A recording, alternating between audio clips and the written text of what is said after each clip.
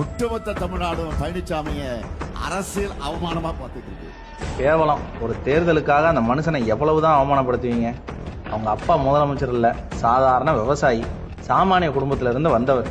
உங்களை சேலஞ்ச் பண்றாருன்னதும் எரியுதுல. எடப்பாடிய தமிழ்நாட்டு மக்கள் எதுக்கு அவமானமா பார்க்கணும்? கச்சத்தீவை தாரவாத்தாரா? காவிரி உரிமையை தாரவாத்தாரா? மீத்தேன் ஹைட்ரோ கார்பன் திட்டத்துல கையெழுத்து போட்டாரா? நீட் தேர்வை நாடாளுமன்றத்தில் அறிமுகப்படுத்தினாரா? அவர் கட்சிக்காரங்க யாராச்சும் ஆஸ்திரேலியா வரைக்கும் போய் போதைப் பொருள் வித்து மாட்டி தமிழ்நாட்டை கேவலப்படுத்தினாங்களா? அவர் ஆட்சியில இருந்தப்ப கள்ளச்சாராயம் குடிச்சு 100 பேர் செத்தாங்களா? அவர் கட்சிக்காரன் அண்ணா யூனிவர்சிட்டிக்குள்ள போய் படிக்கிற பிள்ளைய சீரழிச்சானா?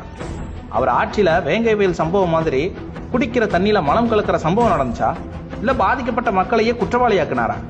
இலங்கையில 1 லட்சம் தமிழர்களை கொண்டு போட்டப்ப மத்தியில மந்திரி பதவி கேட்டு பேரம் பேசிட்டு இருந்தாரா? எதுக்கு அவரை தமிழ்நாடு அவமானமா பார்க்கணும்? இதையெல்லாம் செஞ்சவங்களே அவமானம் இல்லாம இருக்கீங்களே. அவர் ஆட்சியில இருந்தது 4 வருஷம் தான்.